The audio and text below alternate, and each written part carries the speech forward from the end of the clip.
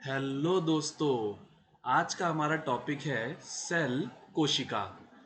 अब इसकी तो मैं क्या बात करूं मेरे दोस्तों। इसको तो आपके जितने भी टीचर्स आज तक हुए हैं उन्होंने खूब घोटा मार मार के आपको याद कराया है। और इसमें आपको ये तक बोला गया है कि अगर आपको ये टॉपिक समझ में आ गया तो आपको पूरी की पूरी बायोलॉजी क्या हो जाएगी, क्लियर हो जाएगी। पर मेरे दोस्तों, एक बात बताओ, क्या आपको आज तक इससे जुड़ी जो टर्मिनोलॉजी है, सेल को तो छोड़ो समझना, इससे जुड़ी जो टर्मिनोलॉजी है, कोशिका भित्ति यानी सेल वॉल, जीव द्रव्य, प्रोटोप्लाज्म, रिक्तिकाएं, वैक्यूल, इन सब के बारे में कुछ भी समझ आया है? तो आपका जवाब होगा नहीं सर, हमें इसके बारे में कुछ भी समझ नहीं आया है।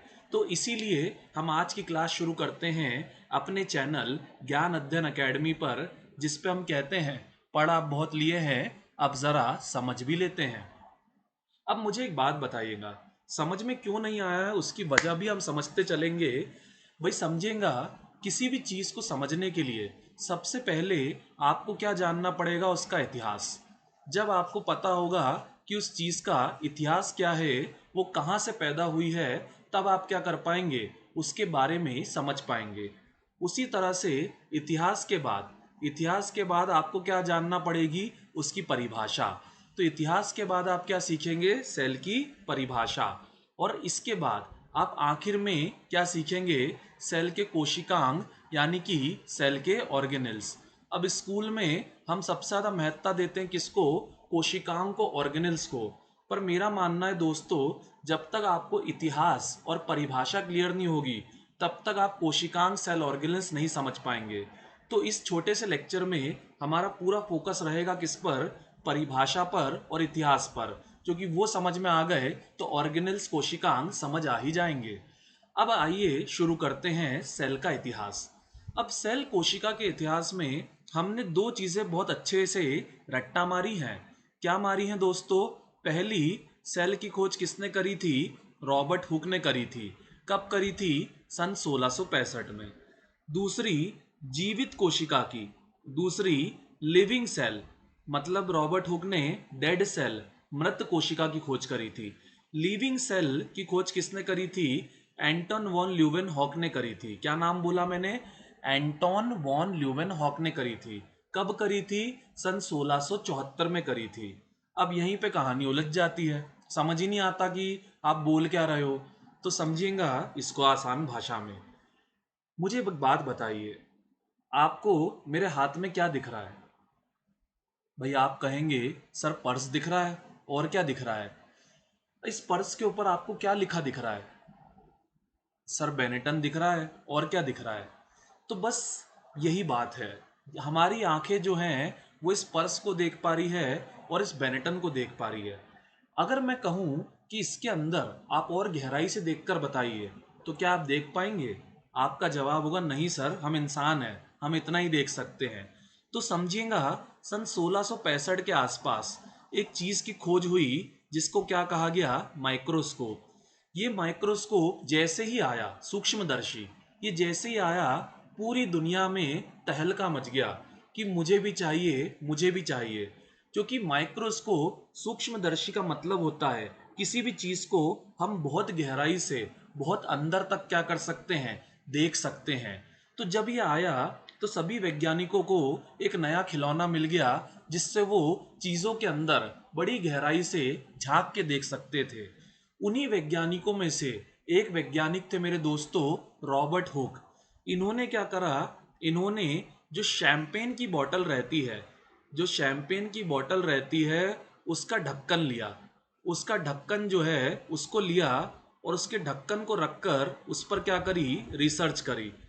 जब रिसर्च करी तो आप सुनकर हैरान हो जाएंगे, इन्हें क्या मिला। इन्हें मिला कि जो कॉर्क था, जो लकड़ी का टुकड़ा था, जो शैंपेन का ढक्कन था, उसके ऊपर क्या बनी हुई हैं, ढेर सारी कोठरियाँ बनी हुई हैं। कोठरियाँ मतलब कमरे। ढेर सारी क्या बनी हुई है, कोठरियाँ बनी हुई हैं, कमरे बने हुए हैं। देखिए मैं मार्क कर रहा हूँ। अब ये कोठरियाँ, ये कमरे जो हैं, ये अगर मैं बात करूं, इनको जब रॉबर्ट हुक ने अध्ययन किया तो उनका कहना था कि ये कोठरियां, ये कमरे जो हैं कैसे हैं, हमारे घर जैसे हैं। समझिएगा, ये डायग्राम आपको समझाने के लिए लगाया मैंने। अब कोठरियां घर जैसे हैं मैं कह रहा हूं तो उसका मतलब ज़रा समझिए।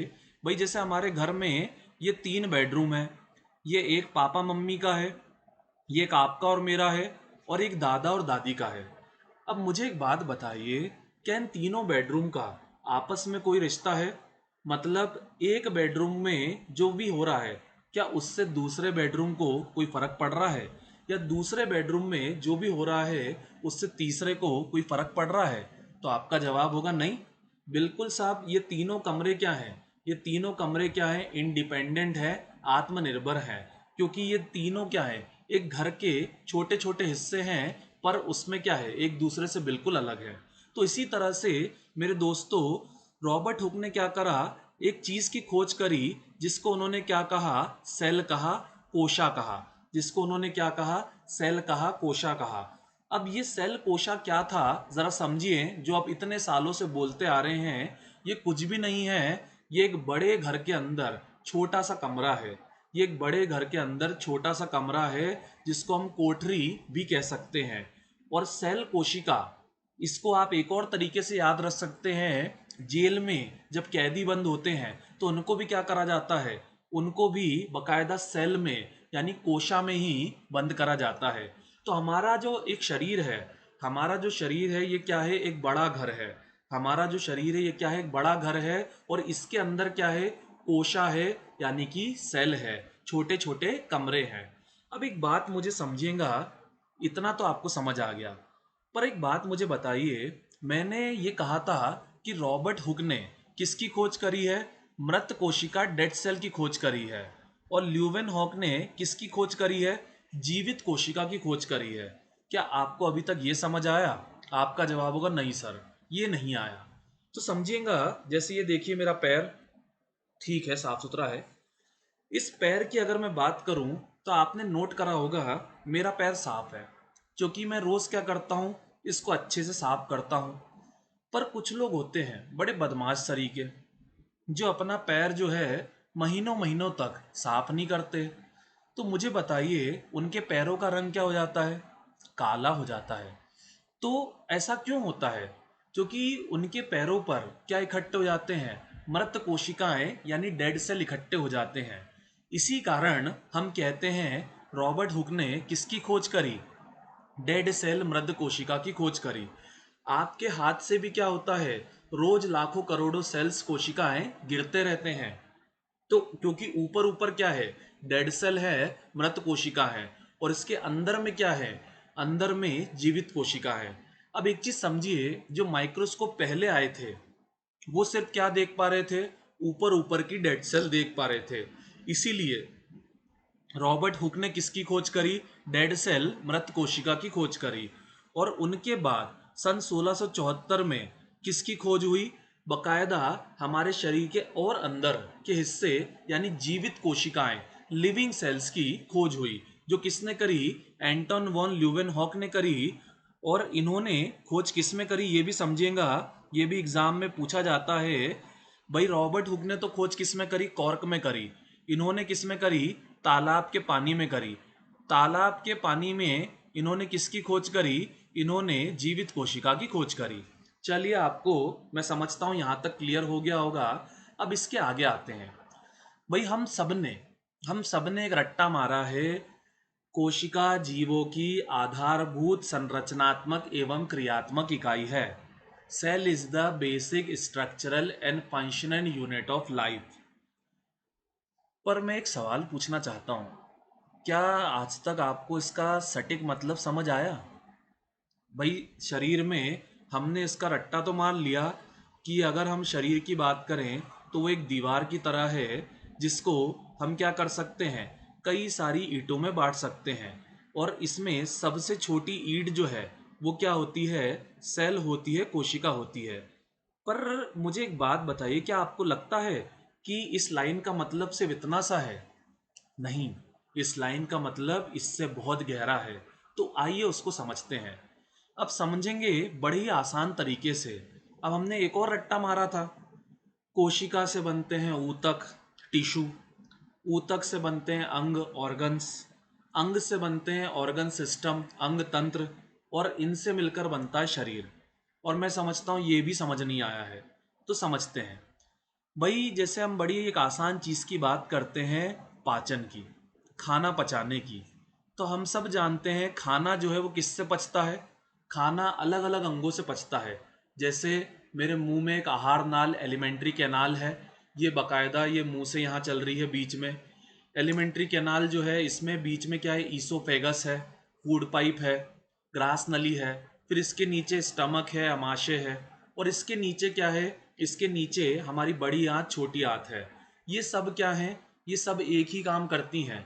क्या काम करती है, खाना पचाने का काम करती हैं। तो इसलिए इन सब से मिलकर जो तंत्र बनता है, सिस्टम बनता है, उसे क्या बोला जाता है, पाचन तंत्र बोला जाता है।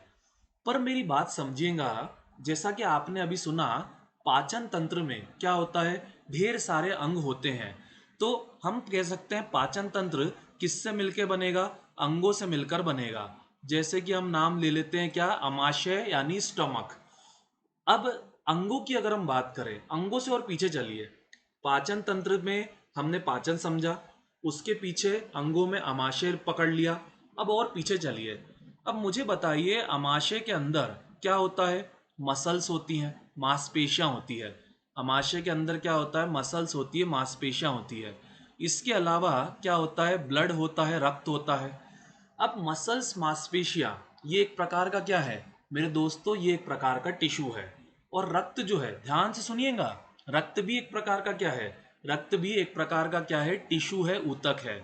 तो ये जो मसल्स और रक्त हैं, ये दोनों टिश्यू मिलकर क्या बनाते हैं, हमारा अमाशय बनाते हैं। समझिएगा, अमाशय में खून होता है, ठीक है, तभी उसमें खाना चल पाता है, और खाने से सोखा हुआ जो पोषक तत्व है, न्यूट्रिएंट्स हैं, वो चल पाते हैं। तो अमाशय में भी क्या होता है, खून होता है, ठीक है। अब रक्त क्या है, जैसा कि आपने समझा, एक प्रकार का टिश्यू है। अब रक्त जो है उसमें कई सारी चीज़ें आती हैं। जैसे अगर मैं बात करूँ आरबीसी, डब्ल्यूबीसी वगैरह। भाई आरबीसी, डब्ल्यूबीसी तो सबको पता है। तो ये आरबीसी का पूरा नाम बोलिए ज़रा, रेड ब्लड सेल। डब्ल्यूबीसी का पूरा नाम, वाइट ब्लड सेल।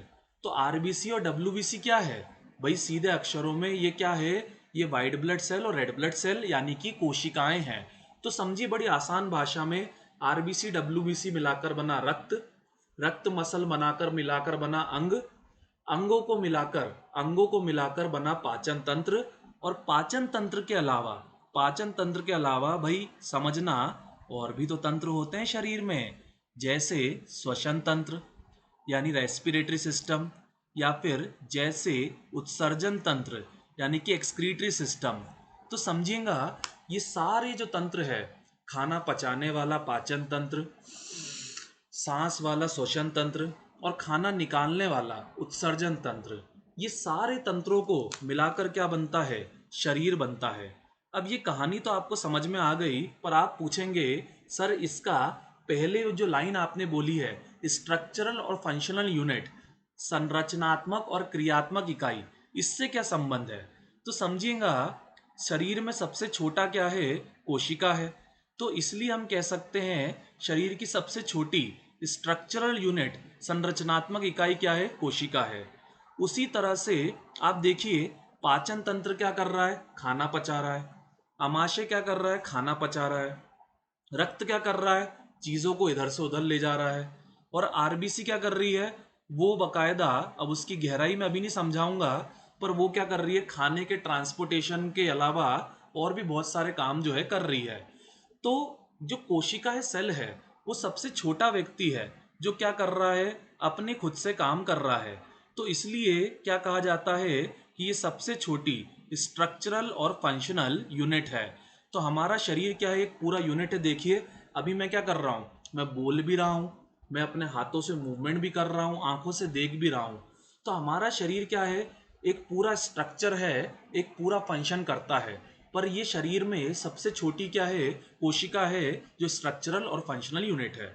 मैं समझता हूँ आपको सेल क्लियर हो गया होगा। अब इसके बाद आइए तीसरी चीज पर। तीसरी चीज है हमारी सेल के ऑर्गेनेल्स यानी कोशिकांग। अब सेल के ऑर्गेनेल्स कोशिकांग तो दोस्तों मैं आपको बहुत गहराई से नहीं समझाऊंगा, पर ये डायग्राम आप देख लीजिएगा, आपको इसमें अच्छे समझ में आएगा। तो इसमें डायग्राम के अलावा आइए समझते हैं।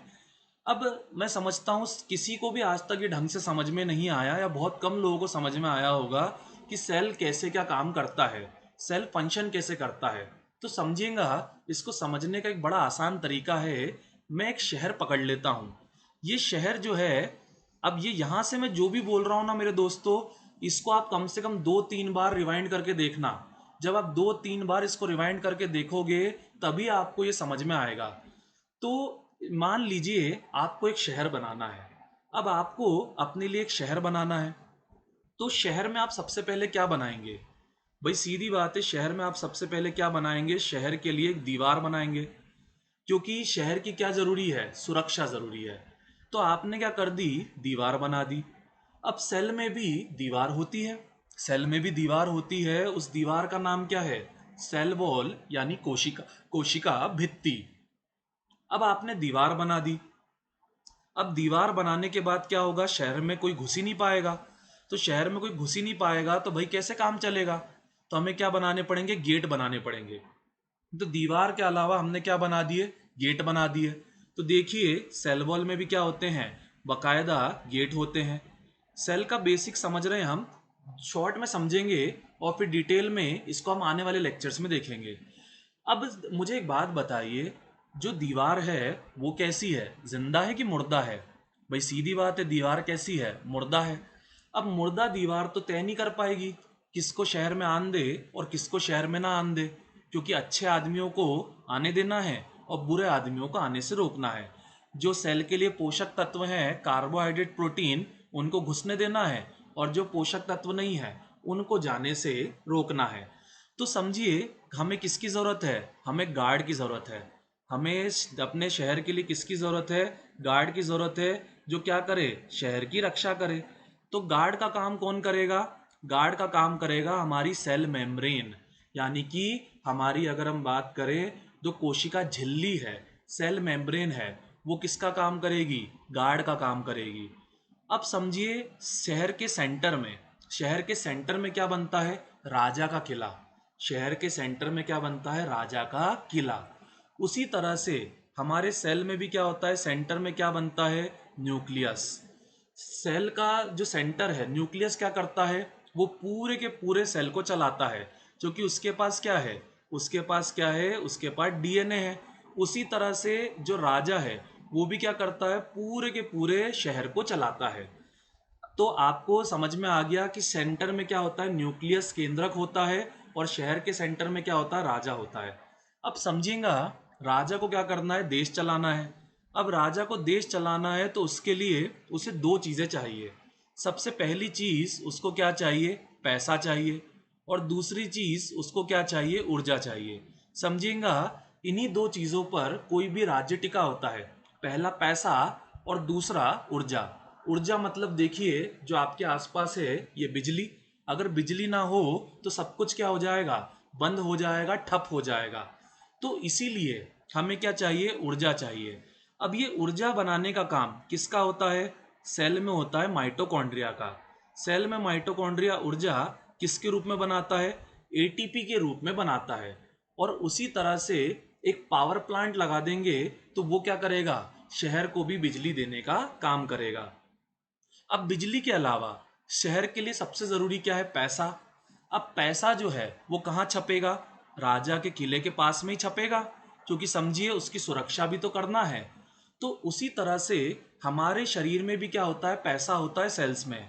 और हमारे शरीर में सेल्स में जो पैसा होता है, उस पैसे का नाम क्या है? प्रोटीन है, जो कि कहाँ बनता है? राइबोसोम में बनता है। तो हमारे शरीर में सेल्स में जो पैसा है उसका नाम क्या है? प्रोटीन है, जो कि पूरे शरीर को क्या करता है? पूरे सेल को क्या करता है? चलाने का काम करता है। अब ये प्रोटीन राइबोसोम जो होता है, इसको एक बात समझिए, पूरे शहर में क्या होगा? आपको ट्रांसपोर्ट करना पड़ेगा। समझिए ज़रा, जब पैसा छप जाता है तो क्या करा जाता है? पैसा शहर में भेजा जाता है। शहर की सारी रोडों में क्या करा जाता है? पैसा जो है वो भेजा जाता है। तो आप एक चीज समझिए कि पैसे को भेजने के लिए आपको सबसे पहले क्या चाहिए, रोड चाहिए। क्योंकि जब रोड होगी तभी तो आप क्या कर पाएंगे, पैसे को एक जगह से दूसरी जगह भेज पाएंगे। तो इसलिए क्या बनानी पड़ेगी, रोड बनानी पड़ेगी। तो सेल में भी क्या होती है, रोड होती है। और सेल में जो रोड होती है उसका नाम क्या है, एंडोप्लाज्मिक रेटिकुलम, यानी अंतः प्रद्रव्यी जलिका। 2-3 बार देखना ये रिकॉर्डिंग, तब समझ में आएगा। अब रोड जो है वो क्या हो गई, बन गई, जिसपे क्या होगा, राइबोसोम जो है हमारा अच्छे से चलेगा। अब इसके अलावा एक चीज समझो, भाई पैसा जो है ट्रांसपोर्ट हो रहा है, पैसा जो है वो ट्रांसपोर्ट हो रहा है एक जगह से दूसरी जगह। अब पैसा ट्रांसपोर्ट हो रहा है कहाँ से, ये देखिए यहाँ से यहाँ पर। अब पैसा यानी प्रोटीन ट्रांसपोर्ट हो रहा है। अब पैसा ट्रांसपोर्ट हो रहा है तो समझिएगा, जैसे ये पेन है, फ्लिपकार्ट ले लो। फ्लिपकार्ट आपसे आप ये पेन मंगाते हो, तो फ्लिपकार्ट आपको क्या करता है, एक रास्ता बना के देता है। उस रास्ते में जब पैकेज चल रहा होता है तो उस पैकेज पे वो क्या करता है, दो एड्रेस चढ़ाता है, एक जहाँ से पेन निकला है और एक जहाँ को पेन जा रहा है। पैकिंग करता है प्रॉपर तरीके से। तो उसी तरह से इन रोडों पर जब प्रोटीन चलता है, राइबोसोम द्वारा पैदा किया प्रोटीन चलता है, तो उसकी भी क्या करनी पड़ती है, पैकिंग करनी पड़ती है। और हमारे शरीर में ये पैकिंग कौन करता है, गोल्जी एपरेचस यानी गोल्जी कॉम्प्लेक्स करता है, ताकि क्या करा जा सके, सुरक्षित तरीके से प्रोटीन को यानी पैसे को पूरे शहर में क्या करा जा सके, पहुंचाया जा सके। अब इसके बाद आ जाइए अगला, लाइसोसोम पे। अब इसमें हम सब ने रट्टा मारा है, आत्महत्या की थैली, आत्महत्या की थैली, आत्महत्या की थैली। अब समझेंगे जरा आत्महत्या की थैली का मतलब। भाई जैसे शहर चल रहा है, तो मुझे बताइए शहर जब काम करेगा तो उसमें गंदगी होगी कि नहीं होगी, बिल्कुल होगी। भाई शहर में काम करेंगे तो गंदगी तो होगी, तो गंदगी को क्या करना पड़ेगा, साफ करना पड़ेगा। तो उसी तरह से उसके लिए हम क्या लगाएंगे, आप देखते हो कचरा गाड़ी आती है जो कचरा लेके जाती है। अब ये कचरा एक जगह क्या करा जाता होगा, ले जाकर जला दिया जाता होगा। तो उसी तरह से हमारे शरीर में भी क्या होता है, हमारे अंग वगैरह काम करना बंद कर देते हैं। तो इसके लिए जो सीवेज प्लांट लगाया जाता है, जो हमारे शरीर के खराब ऑर्गन्स को ले जाता है, या फिर हमारा पूरा शरीर ही खराब हो जाए तो उसको पूरे शरीर को ही क्या करता है, बकायदा उड़ा देता है, उसका नाम क्या है, लाइसोसोम है, जो कि क्या है, आत्महत्या की थैली है। तो ये सारे हमारे बेसिक तरीका है, ये सारे हमारे बेसिक सेल ऑर्गेनेल्स हैं, कोशिकांग है, जिनको हमने आज के लेक्चर में समझ लिया है। और इसी तरीके से आप पूरा सेल जो है वो अच्छे से डिटेल में पढ़ सकते हैं। अगर ये लेक्चर आपको पसंद आया हो मेरे दोस्तों, तो लाइक, शेयर और सब्सक्राइब करना मत भूलिएगा। और अगर आपको ये लेक्चर में कोई भी सुझाव देना हो कि आने वाले लेक्चर्स में आपको अच्छे से पढ़ाने और समझाने के लिए क्या किया जा सकता है, तो इसके लिए कमेंट करें। कमेंट कर कर मुझे बताएं, मैं आपके सारे कमेंट पढ़ूंगा और उसके अनुसार अपने आने वाले लेक्चर्स को और बेहतर बनाऊंगा। चलिए बाय बाय दोस्तों, मिलते हैं अपने अगले लेक्चर में।